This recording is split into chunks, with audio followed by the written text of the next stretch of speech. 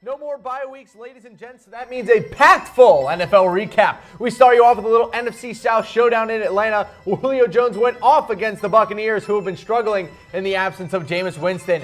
Out in Cincinnati, the Bengals hosted the Browns, who are still looking for their first win of the season. Did they pull an upset?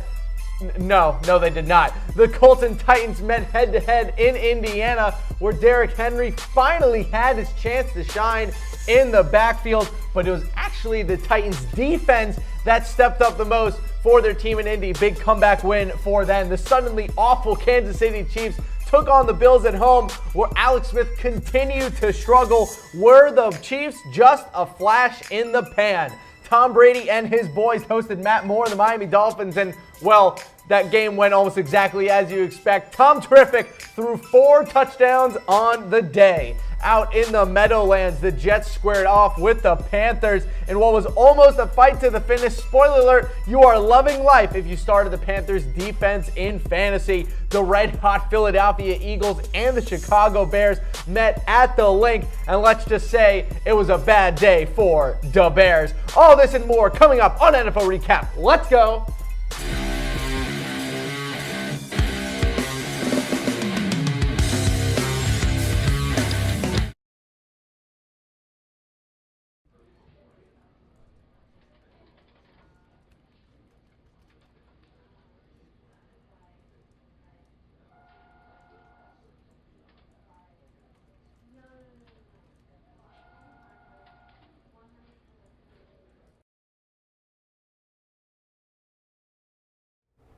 Chaos reigns again, Mitchell Renz. We get another incredible NFL weekend. I thought this slate of games was going to be just throw it in the trash and light it on fire, but it wasn't. We had a pretty fun weekend. Unbelievable weekend. It started in Thanksgiving and it even continued today, man. Just so many good games. Still some awesome games going on right now. Yeah, we do. We have Saints-Rams that's just wrapping up. 2 minutes left in that one. The Saints just scored. Alvin Kamara with his 3rd touchdown on the day because he is unstoppable. Jags-Cardinals are tied with 1:14 left to go. Oakland's only up 7 with 2 minutes to go. Maybe Paxton Lynch can throw a little magic out of the hat. We'll see. Paxton Lynch is actually out of the game. It's been Trevor Siemian. Whoa! Trevor Siemian that's right, he got hurt. leading the comeback. 2 touchdowns for Siemian.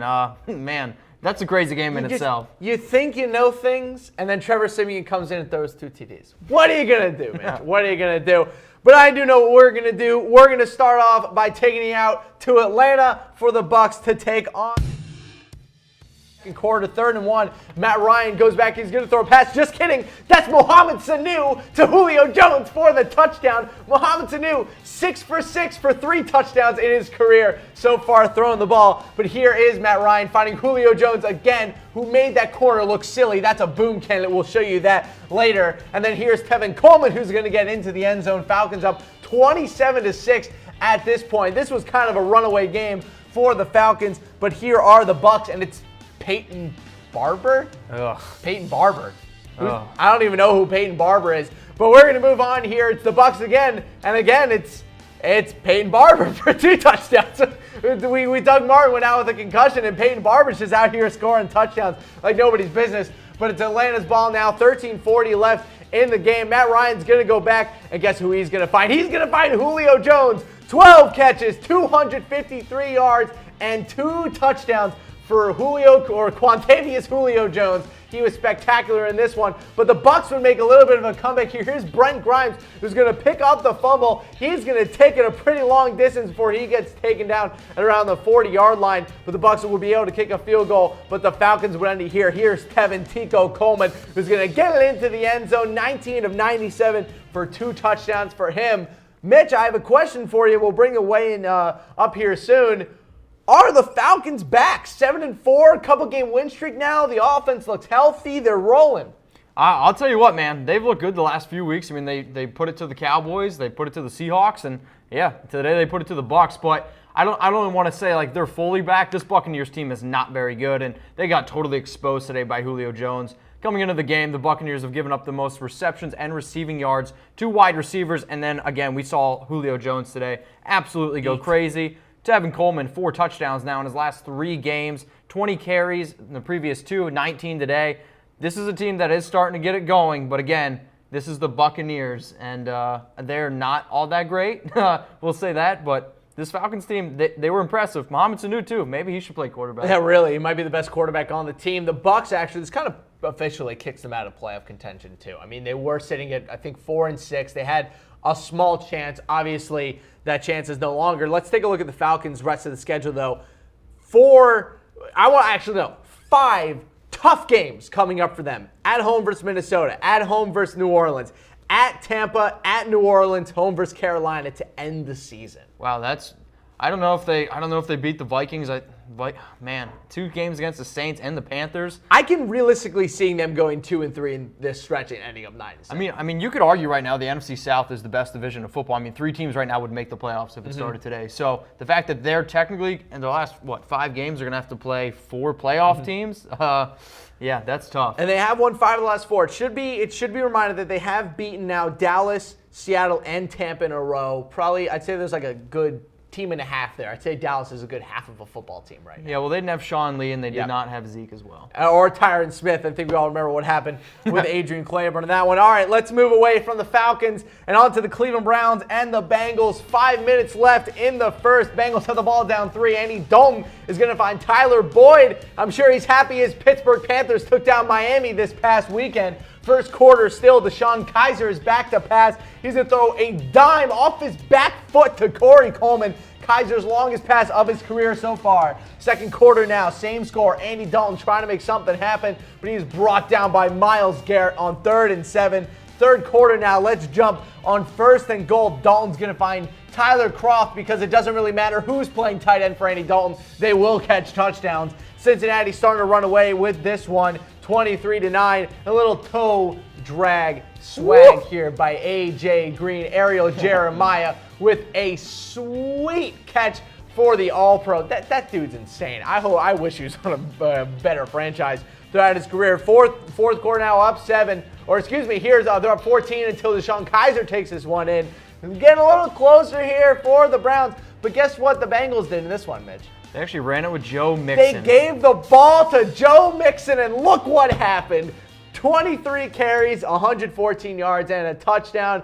Joe Mixon getting a little late season pizzazz going into next season. What do you think of this Joe Mixon guy? I like Joe Mixon. I think coming out of the draft, he was probably the most talented running back coming out of the draft. He just had, obviously, all the off-field issues. But here's a guy, man, if they can get him rolling, he does have talent. I don't want to say Le'Veon Bell-esque, but here's a guy who can run between the tackles. He can catch the ball. This Bengals offensive line is not very good, and I can't wait to see Tom when he comes back from Cabo because I was like, Joe Mixon's going to go off, the Bengals are going to whoop on the Browns, and he did not quite believe me.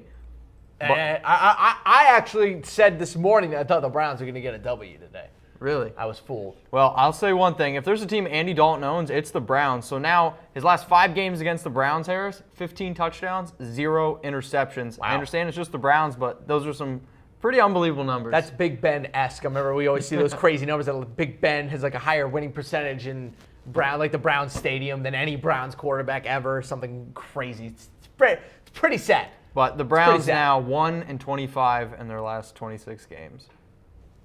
Hashtag not great. Man. Not great. Hashtag not great. All right, let's move into another not great team, and that is the Indianapolis Colts. Just when you think they're going to actually win some games, they don't actually win any games. And the Titans secondary, though, was pretty great on this one. Daquan Jones is going to get a sack here for them. Tennessee had 8 of those in this one. Later in the quarter, Titans with a 3-0 lead. Look at this throw from Marcus Mariota into quadruple coverage.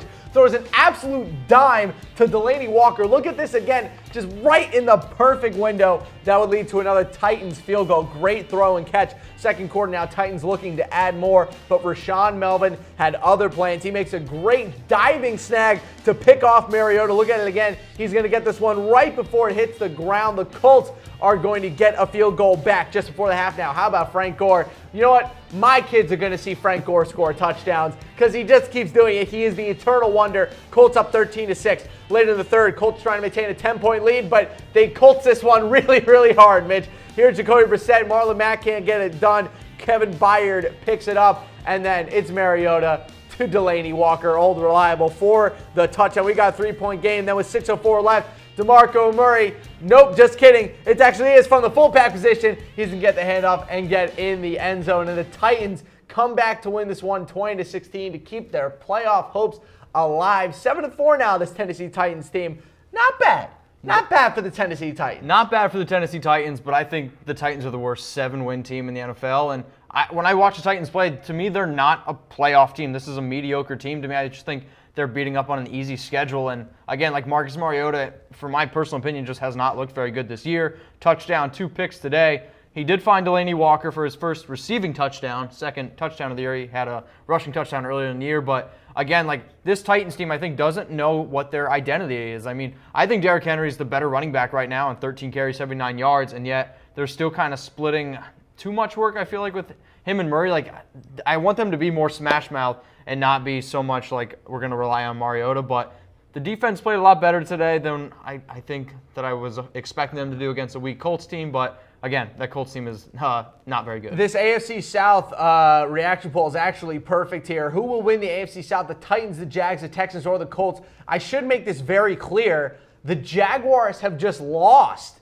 to the Arizona Cardinals on a last-second field goal by Phil Dawson. 57-yard field goal in what is Cam? Oh, Cam calls it the big toaster out there at University of Phoenix Stadium at Arizona. So the Jags lose, and I do believe that pulls the Titans up to the first place slot in the AFC South because they currently hold the tiebreaker. Titans-Jags play Week 17 in Tennessee. Who will win the AFC South? Oh, man, that's going to be one heck of a matchup there. It's definitely not going to be the Texans or Colts. I think we can safely say that. I'm still going to go with my original pick from the beginning of the season, the Jacksonville Jaguars. Okay. I still think they have the best defense in the NFL and the best defense in this division. The Jags, I don't understand them at times. Like, they can go out and they can beat really, really good teams, and they end up losing to the Jets. They lose to the Cardinals. Like, this team needs to come out. They need to play better every single week. Blake Bortles, I thought, played well today. He played well down the stretch. I give him a lot of credit. But I think matchup-wise, Titans-Jags, I think they're going to win. We'll definitely get to that Jags-Cardinals game a little bit later. But for now, let's roll into Bills taking on the Chiefs at Arrowhead Stadium. The Chiefs have just not been a good football team since about the end of September. And here's Tyrod Taylor to Zay Jones to continue the Chiefs' defensive struggles. Bills touchdown there. Later in the second, Bills up 10. Chiefs with possession. Alex Smith is going to throw over the middle to a wide open Demetrius Harris. This was their first down of the game with 3 minutes left in the second quarter. That would set up the Chiefs for a field goal into the second half now. Chiefs with the ball. Smith's going to nail one over the middle to Travis Kelce to get the Chiefs down the field. 1st and 10 now for the Chiefs. Smith with a pass to the outside to Albert Wilson, who's going to make a nice move and find his way into the end zone for the score. But later in the fourth, 1:25 left to play, Alex Smith trying to lead his team down the field, and Trey White picks it off and takes it all the way back to the 10-yard line. Mitch, Alex Smith has looked awful since about the middle of October. This offense has scored 1 touchdown in its past 3 games, and I don't want to say I told you so, but I might have told you so. No, man, you did. It was one of those things like this Chiefs team was rolling, and they were number 1 in our power rankings for a few weeks, and I was like, man, maybe Alex Smith after 12 years has finally figured out. Yep. So I'll tip my cap to you. Yeah, you're definitely like, nah, man, like when we see a guy's play for 12 years, they're probably going to be the guy that they were the first 12 years. What you usually know about Alex Smith is that he would do this. Like, he would start off really well, but his roller coaster, like, it didn't go very high. It would kind of just,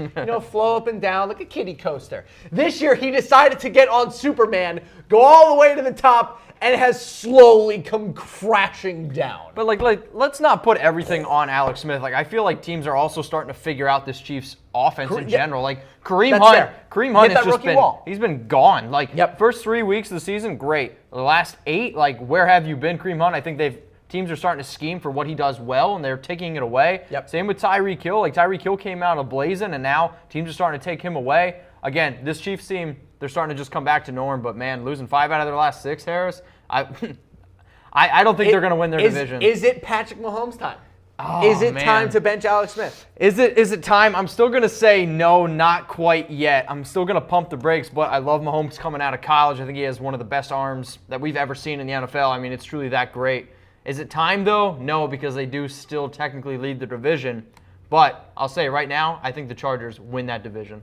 Chargers win the division. I would have to I agree with you on that one. I actually called the Chargers being good in the beginning of the year, but like I said in the beginning of the day, I was about 10 weeks late, so I really can't take any credit for the Chargers ending up being good, but the Chiefs are definitely in some trouble. I think, and I got to say, the Raiders didn't end up pulling out that win over the Broncos, which means that they now have the same record as the Chargers. At 5-6. We'll see what ends up happening with this AFC West. I got to say, it went from being one of the best divisions in football to now, I think, arguably the worst. Maybe the worst division. One of the worst. Correct. One of the worst. All right, people, coming back on screen here. A reminder that this episode is brought to you by Mizzen and Main. Remember, their performance fabric dress shirts are not only the comfiest thing that you will wear to work, they're the comfiest thing that you will wear just about anywhere. Yeah, see, I feel like we talk so much about the shirts. The shirts are amazing, but they do way more than just shirts. Like, they have pants. They have, like, really nice shorts. Like, I was checking them out.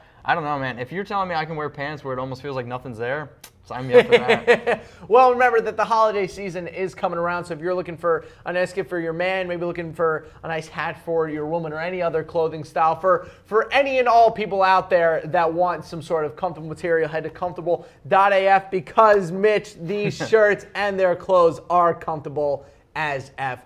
Do you want to know what else is comfortable?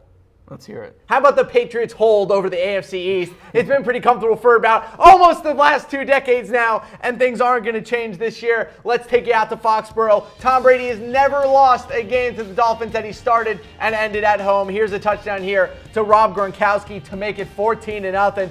Patriots were just rolling along, and then this happened, Mitch. Whoa, what happened to this snap? The Dolphins going to pick it up and take it to the end zone. Check this out. Probably a good idea to snap the ball when Tom Brady's looking for the ball. That's what I mean. Great. Nobody was even ready. Even the other linemen weren't even ready. I love you saw Brandon Cook's face. That's kind of what the entire offense did. Look at the Dolphins. Here we go. A chance to get back in the game before the end of the first half, and Stephon Gilmore picks it off. Not a great throw there for Matt Moore. And then the Patriots have run this play around the red zone a couple times this year. Brandon Cook's going to ride Rob Gronkowski into the end zone, and then he is literally going to ride Rob Gronkowski. That's awesome. That's great. That's a boom candidate right there. Let's move on here. Minute 54 left in the game. This is also really funny. Matt Moore trying to make something happen. Stephon Gilmore, I got it. Duran is just going to totally cuck him and steal the interception. I got it. You don't got it. Duran Harmon, the closer, has the ball instead. Patriots get the easy win, 35-17. All right, Mitch, I have a question to ask you. Let's hear it. Is this Dolphins team the worst team in football? No.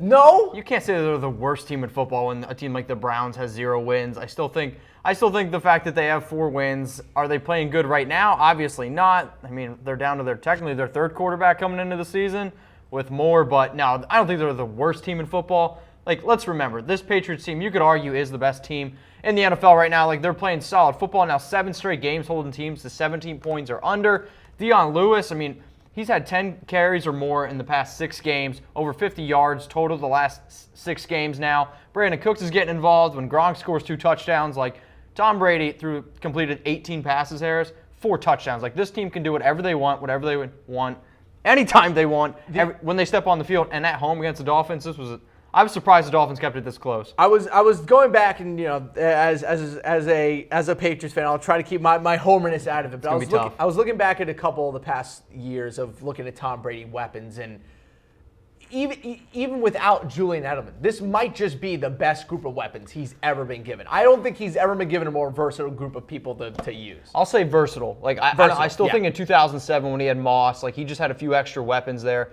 where I think it made him different, but he's had, like, this offense, you can't scheme for them because they have so many different options where, okay, like, they can totally change their offense depending on what you're going to do with them. Yep. And when you have a guy like Tom Brady, he basically gives you the option to be any kind of offense you want, and I think that's why they're the best offense in the NFL. And hey, also throwback to that defense. When everyone thought in September that this Patriots defense was done, since week 4, I'm raising my hand. They have averaged 13 points a game.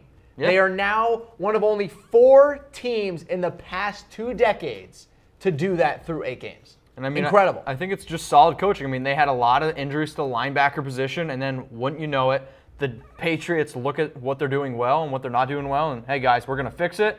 and they're just putting their players in good positions. And I will also say Stephon Gilmore has really stepped up. He looked kind of lost the first 4 weeks, is really starting to lock down that one side. Him and Butler right now, they're a dynamic duo, and the linebackers have been playing much better. Yeah, and then the easiness on the corner, but we'll see. A lot of Patriots went down with injuries in this game, so we'll have some updates for you guys on injuries as the week goes on. Let's continue with the AFC East. Let's head out to the Meadowlands, the Panthers and the Jets. Will we get good Cam Newton, or will we get bad Cam Newton? Well, we started off with pretty good Cam Newton. He's going to hit Greg Olsen here. Welcome back to the Greg Oden father. Back from IR finally, but nice little touchdown here from Cam Newton.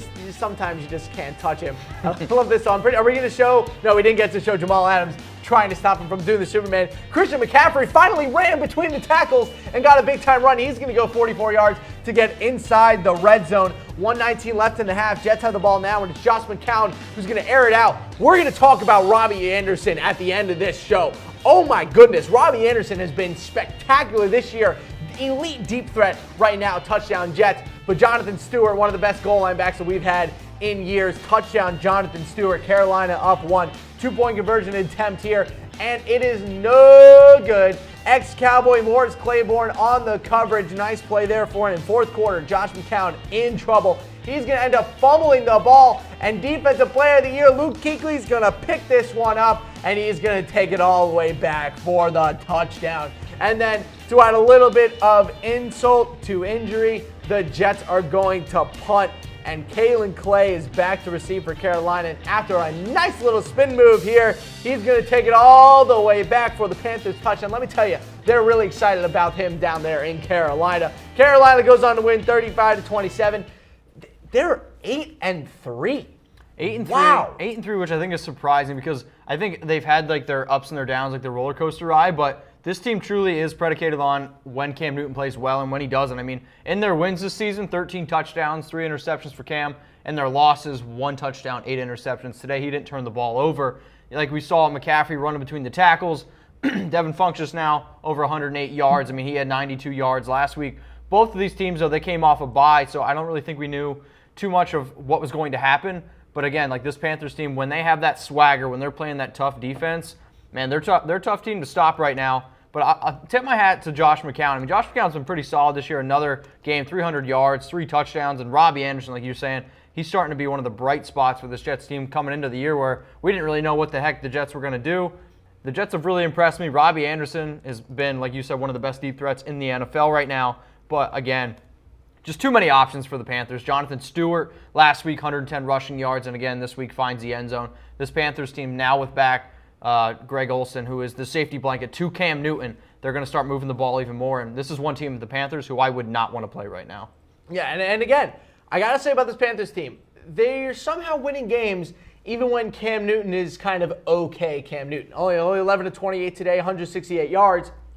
And I love this about Cam because sometimes the scale of Cam Newton is either God-level Cam Newton or okay-level Cam Newton, or he's either elite NFL MVP Cam Newton, or he's replacement-level quarterback Cam Newton. He jumps between being either Clayton Kershaw or Rick Porcello. I really can't decide which one he's going to be for those of you who understand my baseball reference. Well, I just think, like, again, I think it's confidence. It's swagger. This team is built on confidence and swagger, and Cam is the guy where it begins. When he has it, man, you see it, like, all the time. I mean, they started that whole dab celebration thing last year where they all had the swagger. They had the... That was 2 years ago, my bad, where the Panthers were just like dominating. But again, this is a team, when they're playing well and they have that confidence, you see it. And again, like Jonathan Stewart did not have a good yards per carry, but that's a tough running game. Like you could see the Jets were getting beat up and they were tired at the end of that game. And then when you have a guy who comes in like I mean, think about the fact of a guy like Cam Newton at the goal line.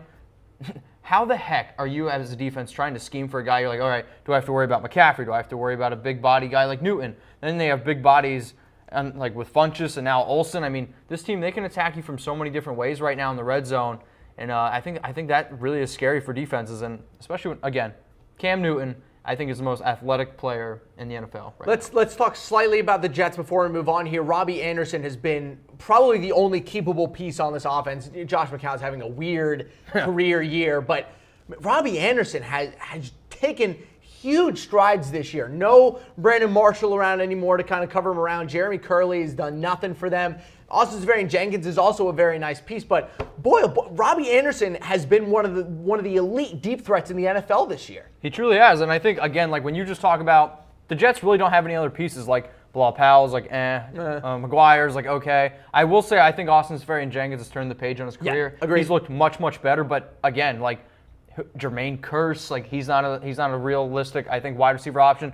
It's Robbie Anderson, and it's his ability to just really stretch the field. It's making defenses worry. Teams have to respect that. It's opening up running lanes for, mediocre running backs. And again, this Jets team coming into the year, a lot of people were like, oh, they weren't going to win any games. They're going to win 1 or 2 games. They have 4 wins, and they've played a lot of good teams, really tough.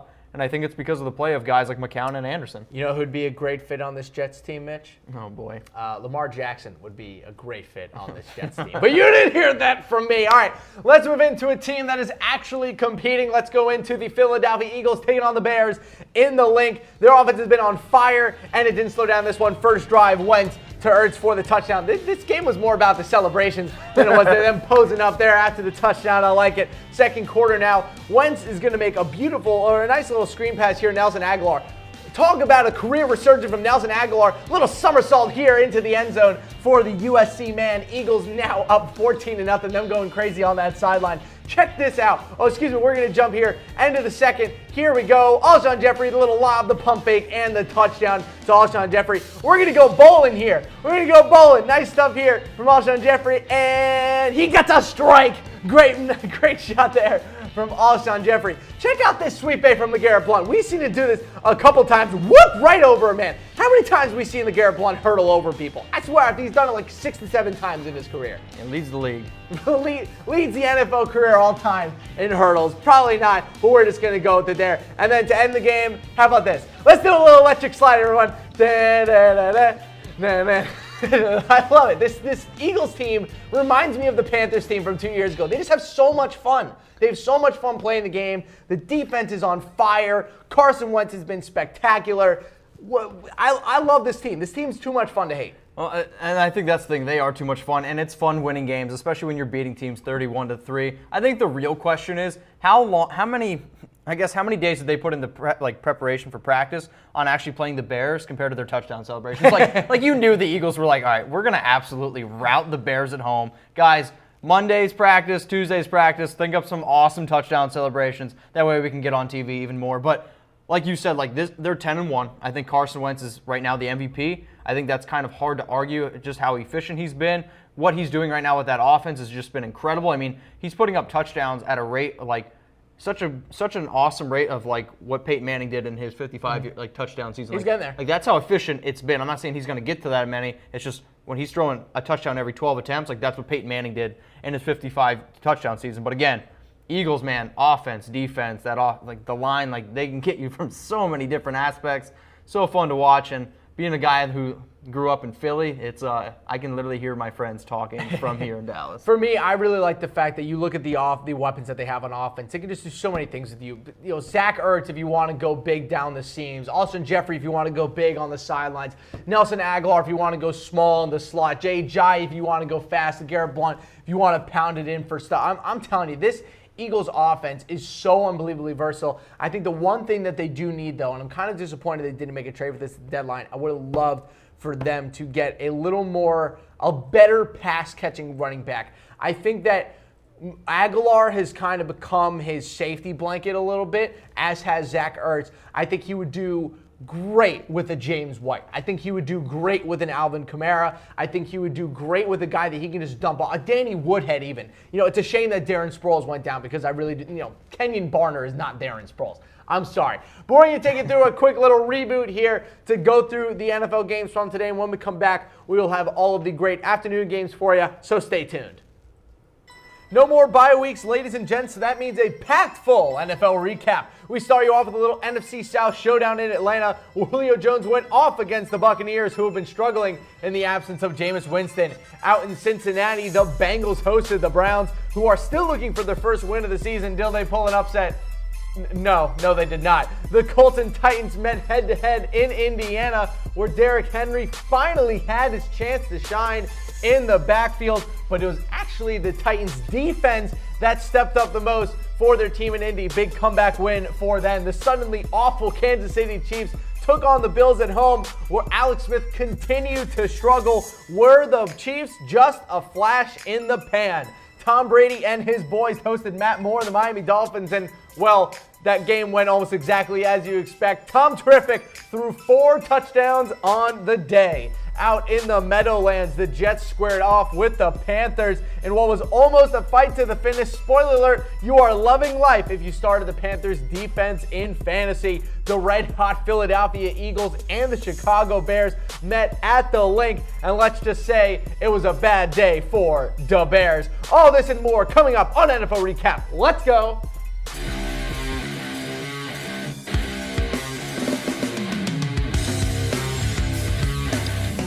Welcome back. We hope you enjoyed our little recap. A reminder that this episode is brought to you by Mizzen and Main. If you are done with cotton dress shirts, it's time for a little performance fabric upgrade. Mitch, these shirts are comfortable, just like their website's comfortable as F. Comfortable as F, and I think the fact that they're not cotton. I went two-stepping this past weekend, which was a heck of a Dallas experience. How'd you do? I think I did okay, but I'll tell you what, I'm definitely going to need a Mizzen and Main shirt because I was noticeably, we'll say, wet. And I think it's because of the cotton shirt I was wearing. If I would have had a Mizzen, I probably would have had a better night. What's the thing that Cam says? He's a moist man. A moist man. A moist man or something. I don't know if anyone could be as moist. But hey, shout out to Cam Rogers. Sorry about your Thanksgiving game where he fell a little short. I wonder how many picks he threw. But we'll ask him when he gets back here on Wednesday. But for now, ladies and gentlemen, let's jump into the Seahawks and the 49ers game. This was probably the most boring of our afternoon games, so we'll roll through quickly. Russell Wilson's going to take this one in himself to get the Seahawks on the board. Second quarter now, Seahawks up by 1. Wilson to Nick Vanett for, I don't even know who Nick Vanett is. Touchdown for the Seahawks. Second goal now. Seahawks at the beginning of the fourth quarter. And Wilson to Jimmy Graham for the score. I know Tom Downey in Cabo's probably cheering his head off for Jimmy Graham getting the touchdown, 24-13. Pretty simple win for the Seahawks. They stay behind or stay on pace with the Rams. But hey, don't look now. Jimmy Garoppolo threw a touchdown for the 49ers late in the game. He looked good. Will he start next week? I think they are going to go with him. I mean, he looked good. Like, you can't deny the fact that he didn't look good. I mean, they weren't doing anything on offense before then. And then this was a Seahawks team that was getting kind of, I don't know, ripped apart. Two of 2 for 18 yards and a touchdown. Let me tell you, big time Jimmy G coming out of nowhere, going to lead. I mean, like, at this point, like, you're 1-10. Why not see what your future quarterback's going to be, Jimmy Garoppolo? Throw him in there. I mean, I think it's good. But again, Russell Wilson doing it all. 2 passing touchdowns, a rushing touchdown. This guy's doing it all for the Seahawks. Definitely an MVP candidate. Why is he not getting more press for MVP? Like, I know what Wentz is doing. I know about Brady. Like, I get it. But I'll put it this way. Like, he has accounted, right, for this. This is one of my favorite numbers in sports.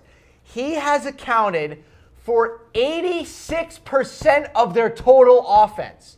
No, and I mean, I was preaching it this past week on our MVP Power Ranking show.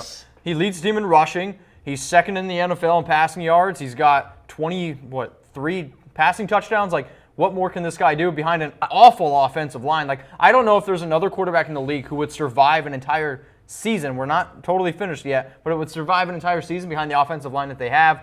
Their receiving options, like Doug Baldwin's good, Jimmy Graham's been solid, but I mean, they have no running game, no running backs whatsoever. I'll tell you what, man, Russell Wilson definitely deserves to be up there. I think he's going to climb our list after a win today and after another team lost. And I got to say, let me also make this very clear. The Seahawks have gone through 6 running backs so far this year. Before Eddie Lacy got 17 carries to start, J.D. McKissick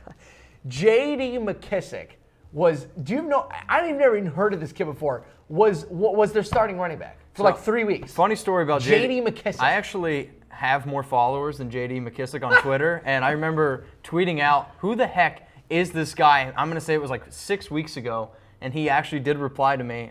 He was like, oh, you're about to hear more about me, blah, blah, blah. The bottom line is the fact that I have more followers than an NFL running back just goes to show that, like, this guy, like, nobody knows who this guy is. Like, they're down to their 6th running back. And again, it's Russell Wilson stepping up, playing well, and they're 7-4. When do they play the Rams coming up very, very soon? And I mean, with both of these teams right now and a lock for that division, I was surprised at how well the Seahawks defense was able to control Carlos Hyde. So Carlos Hyde, the last 2 games against Seahawks, rushed for over 100 yards, which I think is pretty impressive the fact that the Seahawks team, who was getting like just exposed defensively, was able to slow them down. So, but when do they play the Rams? We get the Rams one more time, week 15. But I got to say, this Seahawks schedule for the next 5 weeks total is tough. Oh, man. At home versus the Eagles next week, going to be a great game. At Jacksonville the week after, home versus Los Angeles. Then they get at Dallas. Not only is it just at Dallas, it's the return of Ezekiel Elliott at Dallas. And then possibly fighting for their season, Dallas Cowboys team with Ezekiel Elliott coming back that week. And then they get at home versus Arizona to end the year. So Seahawks sitting at 7-4, could easily see them at 9-6 going into that game against the Arizona Cardinals, maybe to even decide a playoff spot, depending on what happens with them against the Rams. And doing a little transition here, speaking of the Rams, they took on the New Orleans Saints. And let's jump right into it. It was a great game. Into the first, Jared Goff's going to find Sammy Watkins for the touchdown. No Ken Crawley or Marshawn Lattimore in this game for the Saints. Later in the first, Saints to Alvin Kamara. Oh my goodness, has Alvin Kamara been amazing. He has been so unbelievably good this year. Here's a 74-yard touchdown for him. Rams would strike back in the middle of the second. Goff to Josh Reynolds. Goff is back. Goff is here. I'm sold on Goff. Another great pass from him there. Check out this pass as well to Goff to Tyler Higbee down the sideline. Great throw. Nice little move there for him. He would get the Rams would convert a field goal after that one into the fourth. Minute 50 left to play, and who gets into the end zone? How about a little Alvin Kamara action again, his second of the day? But the Rams would go on to win 26-20. They win the matchup of the surprise NFC teams. And despite the fact that the Saints were down their two top corners, they still played really well. The Rams played really well. I want these teams to match up in the playoffs again. I want it. Yeah, I mean, I said coming into this week, I think this is game of the week, and I don't think it lived up to the hype that I was hoping for. I was hoping for a higher scoring game, but I'll tell you what, if I'm the Rams right now, I'm feeling super confident that I beat a really good Saints team, and they only scored 26 points to do it. I mean, this Saints team was putting up a lot of points, and they slowed them down, and then a guy like Goff making a huge leap his second year. I mean, then you see guys like Cooper Kupp. I mean, this team right now with a running back like Todd Gurley, the fact that they could win a game like this and Todd Gurley didn't rush for 100 yards, to me, is like, that is, as a coach, I'm thinking, all right, Goff has made that step. I'm feeling super confident. But the Saints, man, they found something really special in Kamara. I made a bet with Tom about just how good Kamara was and compared to Kareem Hunt. Feeling really good with that in terms of fantasy football. But I mean, I don't understand how Kamara breaks off that huge run and then he gets only 4 carries the rest of the game. Like, to me, that just doesn't make any sense. I don't see how you keep feeding him. Sure, he got 11 touches, but I was hoping for him to get even more because he was the best player on the field today. Absolutely was, and we have a reaction poll coming up here. Who has had the most surprising season so far? Give me a heart for Case Keenum, a wow face for Carson Wentz, a laughing face for Jared Goff, and a crying, I don't know why I had a crying face. There's nothing sad about Alvin Kamara this year, but Alvin Kamara with a little bit of a crying face. I guess sad face because he didn't get as many touches as he probably should have. Who has had the most surprising season for you? Well, there's a lot of really good candidates up here. I mean, I'm not going to give it to Kamara because not saying that I expected him to do this, but considering of where Carson Wentz and Jared Goff were last year. I mean, Carson Wentz only threw for, I believe, 16 touchdowns, 14 picks, and now he's an MVP candidate. But I think you almost have to give it to Jared Goff. Like, Jared Goff and the Rams last season were nowhere. Like, nobody even counted the Rams to even have a chance this year. And now this team's 8-3. I think they're going to win the division. I mean, I think he's no doubt bounce back player of the year. And I will say this about this Rams team. This isn't just like a flash in the pan. They have a young head coach, a young quarterback, a young stable wide receivers, a good offensive line, a young running back, and a growing defense. This team is going nowhere. If anything, this team's only going to get better. Though, watch out. Let's hope they don't do what the Oakland Raiders did this year and just completely fall apart. But I think that they have enough veteran. I'm not saying that the Raiders don't, but I think they don't have a lot of divas on this team, and I think they have enough veteran leadership with guys like Andrew Whitworth, guys like Alec Ogletree, Aaron Donald on the other side of the ball. I think they have enough stable-minded people to get this team where it needs to be. They're buying in. Like, they're buying into McVay. Like, nobody counted on them, and then McVay was like, hey, like, trust me, buy into my system, and we're going to win games, and that's all they've done is just win games. This team, do you know what this team reminds me of? This team reminds me of the Bengals team when Andy Dalton was getting really good and they had A.J. Green, and that team just never took the next step to becoming an elite NFL team. I think the Rams are going to have a chance here to become that franchise and really step into the pantheon of elite NFL franchises. But let's not get ahead of ourselves. Let's wait and see what they do in the playoffs so far this year. Let's get into the AFC West. The Broncos taking on the Raiders in Oakland. It was a pretty fun game here. Marshall Lynch's going to get this one carried. Here we go, Mitch. Here we go. An all-out brawl. Michael Crabtree versus Akeem Talib. This was absolutely insane. We're gonna have this whole fight in bruh because it was crazy. Talib got ejected. Chris Harris got ejected. Michael Crabtree got ejected. Dave Jackson got ejected. This was like the Baylor TCU fight from last week, and this was crazy. This is crazy. We know that they already have some bad blood from last year. They were just going at it. Honestly, this fight was the most entertaining thing about this game. But so, Paxton Lynch was also around here, and Paxton Lynch is actually going to attempt something. But guess what? The Raiders got their first interception of the season. Navarro Bowman makes an incredible play on his butt to catch this ball. Boom candidate number one. We'll have that later in this one.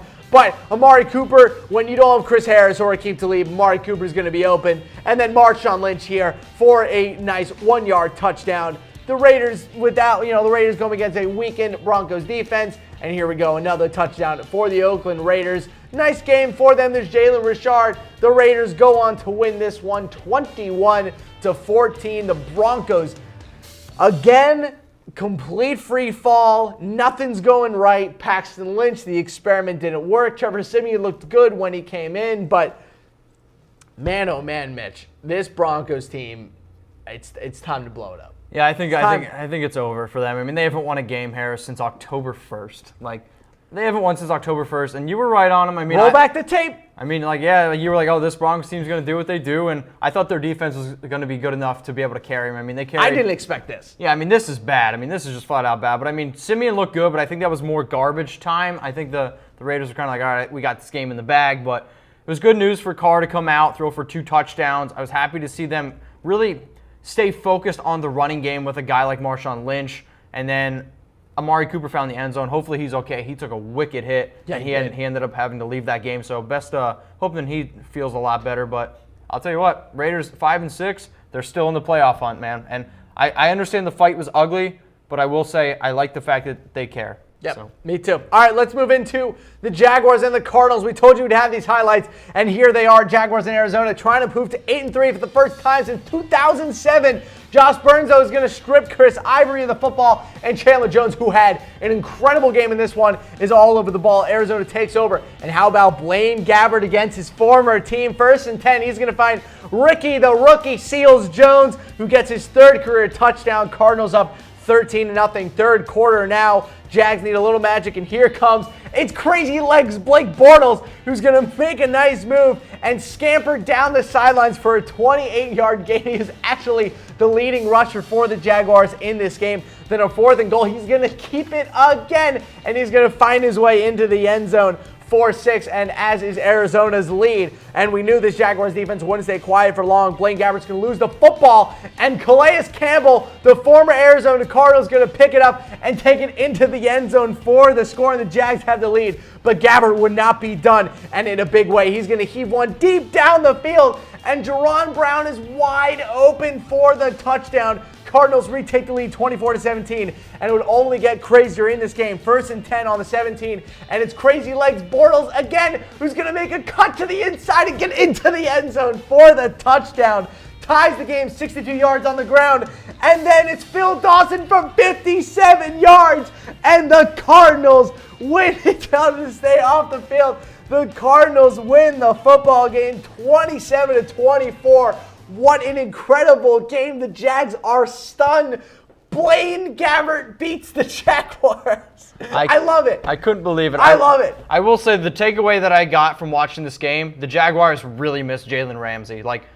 This Jags team didn't have Ramsey for this game. He was injured, but man, I thought they really missed him. But hats off to the Cardinals, man. They won this game. Blaine Gabbert, little revenge against his old team. Ricky Seals-Jones, this rookie, man, he's really impressed me. I never even heard of this guy until last week, and then I went back and I watched tape. He's a big, athletic guy, so I like the way he looked. And Blake Bortles, I think, is sneaky. is sneaky in the sense of that he can run. He actually had more rushing yards than Russell Wilson did last year. So he's a guy who can get it done with his legs. But let's give the Cardinals credit. They won this game. Let's give the Cardinals a little bit of credit. Hey, that AFC South all of a sudden is becoming a pretty fun division. All right, let's get into the Thanksgiving Day highlights. We won't spend too long on them, but I think we owe everyone. These were actually they were all right games until the Some of us Giants, worked on Redskins Thanksgiving, games. so Oh we'll my show goodness. it. Vikings taking on the Lions. Case Keenum's going to find Kyle Rudolph here for the score. Still first quarter though. Vikings are going to draw up a screen pass, and Jerick McKinnon's going to get this one in space. And ball pops out. Is he going to actually get the touchdown? They had a very nice run. He's had a great season. The ball's going to pop out and right into the arms of Adam Thielen. Was not a touchdown, but it didn't really matter because Case Keenum's going to take this one in for himself. Touchdown for the Vikings, up 13-3. Case Keenum still rolling. He's going to find Kyle Rudolph for another touchdown. It is now 20-3, but the Lions weren't done. Here's Matt Stafford going to find Marvin Jones for the touchdown. It is now 20-10 right before halftime. Same score in the third. Latavius Murray time. He barrels into the end zone. Vikings are now up 27-10. 27-16 now, and here come the Lions. Matt Stafford down the field to Marvin Jones, who makes a beautiful throw and catch, and we got ourselves a ball game. 30-23, 3 minutes left to go. 4th and 8. Stafford is picked off by Xavier Rhodes, and that would just about end this game. Pretty debilitating interception there by Matt Stafford. By the way, Matt Stafford now moves to 4-58 against teams with winning records in his career. Wow. 4-58. I'm not even kidding. 4-58. Wow, that's definitely not good. And again, like I'm a big believer. Hashtag not great. I'm a big believer in quarterbacks who are good win games against good teams, and I understand like a lot of people aren't like for that, but I mean this is a Vikings team who I think is very good. Hats off to them again. I mean this is a team that's literally getting it done. And so many different ways. But I like Case Keenum.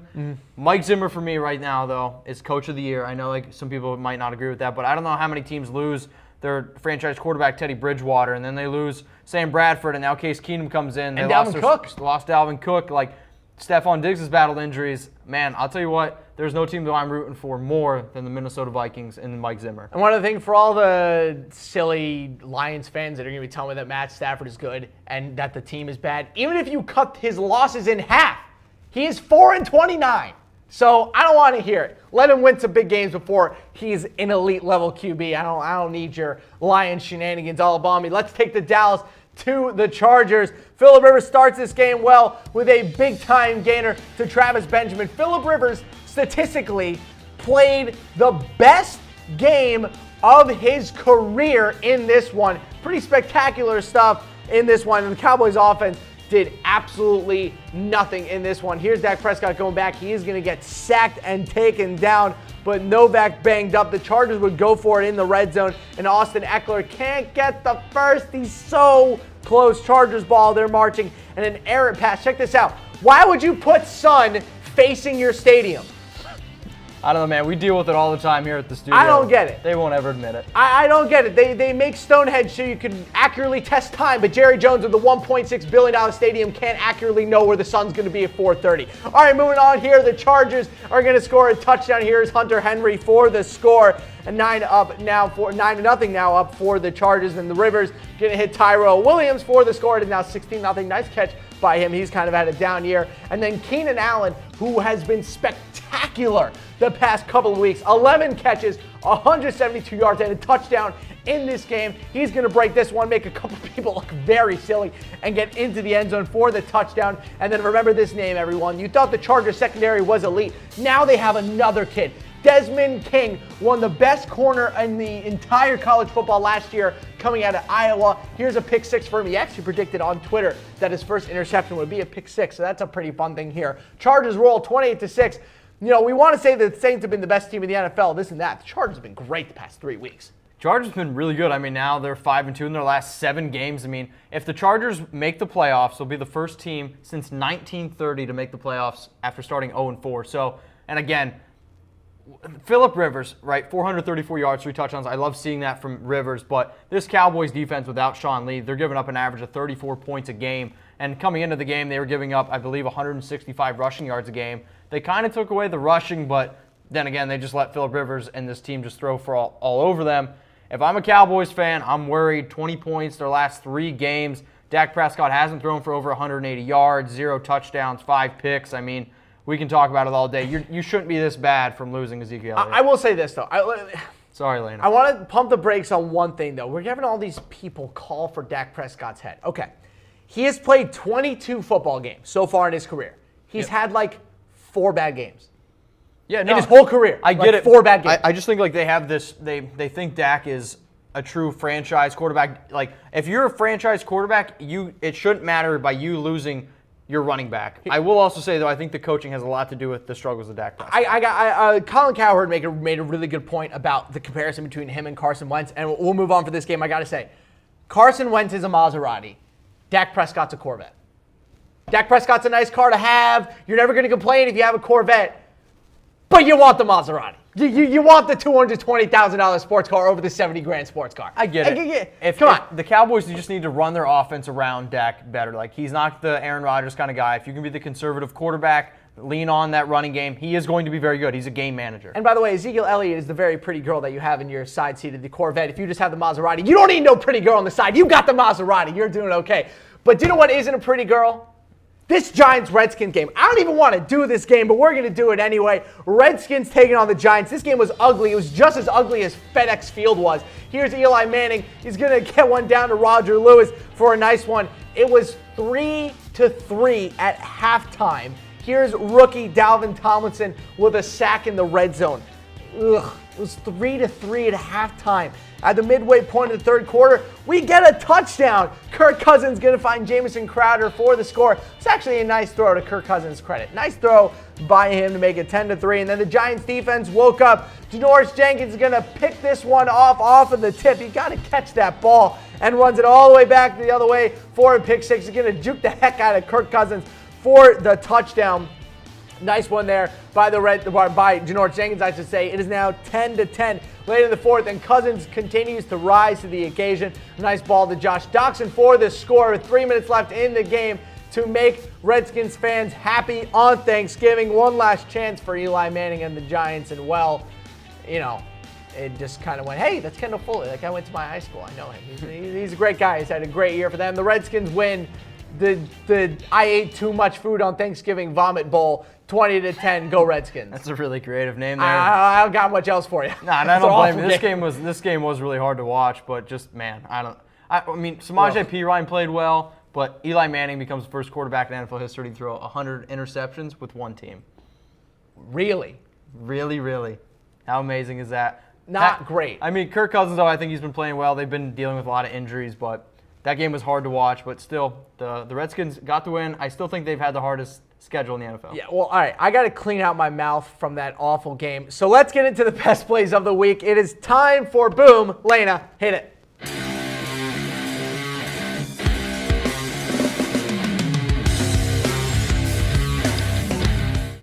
All right, here we go. The pump fake, the dive, the touchdown. Nice little pump fake there. And then what was even better was the celebration. They're getting bowled over. Hey, it's a strike. Good for you, Alshon Jeffrey. Then we got to throw you back to this incredible catch by Robbie Anderson for the score. Robbie Anderson, elite deep threat. Elite deep threat. Oh my God. Better than Joe Flacco, elite deep threat. And then we got Carson Wentz. Check out we had a lot of Eagles highlights in this game because they were just trashing all over people. Another great angle here of that Robbie Anderson touchdown. Great catch. But Carson Wentz, they're running his college offense. They've said this multiple times already. Check this play out. The fake screen to the bootleg into the first down. What a play for Carson Wentz. I love it. We saw this, the naked bootleg in the pick game versus Miami, the freeze, and then whoopee fools the whole defense. That's amazing. Great play call. I love it. That's a North Dakota State play right there. And then here, this is a circus team. This is just circus. Whoop a little somersault over the top for Nelson Aguilar for the touchdown.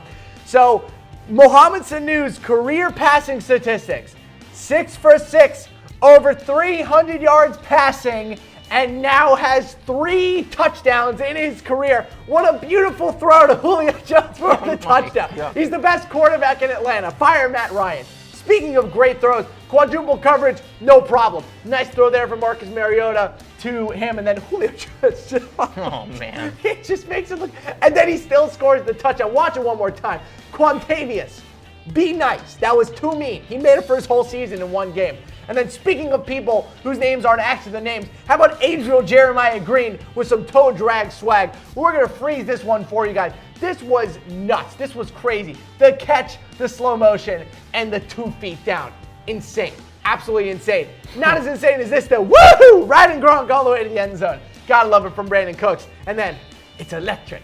Do the electric slide. I love it. Jalen Mills, Malcolm Jenkins leading a little victory slide.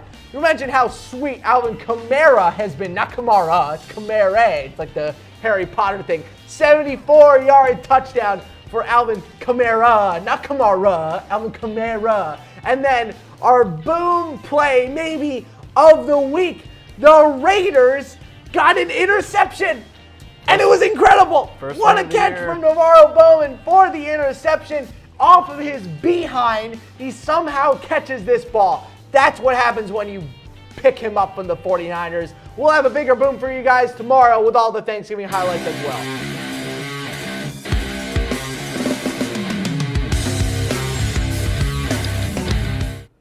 Less games. We had a little lesser of a bro this week. However, if you come back tomorrow for NFL Recap, we will have the Thanksgiving booms plus today's booms plus tonight's game's booms when Le'Veon Bell just does nasty, nasty illegal things to the Green Bay Packers. But now let's get into bra. Again, a little bit of a shorter bra. We'll have the Thanksgiving bras for you tomorrow, but let's get into the bras from today.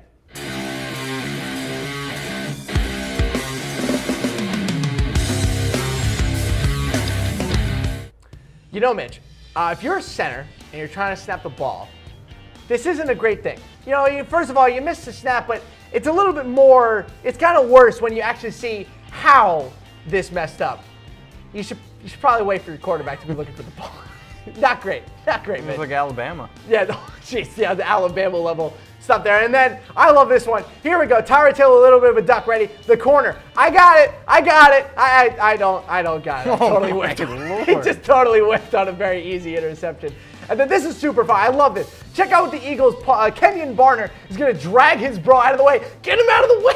I love it because it actually did something. The ball would have hit him if he didn't actually do that. He was stuck on the yard line. It would have actually hit him. Good job, Kenyon Barner. And then this one. Probably one of them should have caught this ball. All right, we're going to go off of you, then off of me, and then off of my head, and then incomplete. Me in the last 6 weeks. Yeah, seriously, though. All right, and then here's this one. You should probably block the free rusher up the middle. You should probably, maybe, I don't know, look for him, block him. Nope, completely missed on easy sack. And then here we go. We told you we would have the whole fight. Here it is. Michael Crabtree versus Aqib Talib. He ripped off Michael Crabtree's chain, and then it just went crazy. We know these teams don't like each other. They're throwing helmets. They're tossing each other. They're throwing punches. Gabe Jackson got kicked out. Chris Harris got kicked out. Then we get some punches being thrown by Michael Crabtree and Aqib Talib. I love it. I think it's great. No, I do More too. fights. And then Marshawn Lynch just shepherding him out. It's okay, bro. I got you. Marshawn Lynch, the ultimate bodyguard. Right? Wacky stuff. Oh, man. Crazy game. Crazy game. I like that they care, though. Yeah, me too. All right, then we got one Bills Mafia for you this week. They were way in Kansas City, so they did it with a Chiefs fan. Here we go. We got it with the table break. Thank you, Bills Mafia. We love you. We'll hopefully have some more for you tomorrow. That was bruh.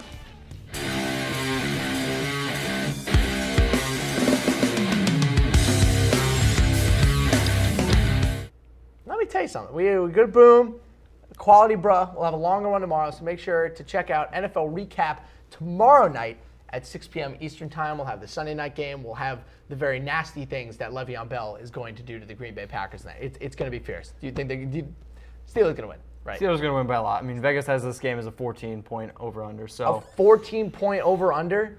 Oh, no, 14-point line. Yeah, wow, the Steelers are favored by 14 points. Yeah. Is this game? Oh, no, the game is in the big ketchup bottle to throw a little love out there for that. But Le'Veon Bell is going to eat up, though. I got to say, my fantasy team, I need Juju Smith-Schuster. Be quiet. I need him to not do anything. Well, it's good because he's not playing. He's not? He's out. This is it. This is my time, Mitch. I got to tell you. But That's going to do it for us. I'm Harris Rubenstein. That's Mitchell Renz. You can follow him at MitchellRenz365 for any and all your fantasy needs. And you can follow me at SportsScene if you just want someone to have fun with on Twitter. But that's going to do it for us. We'll see you tomorrow.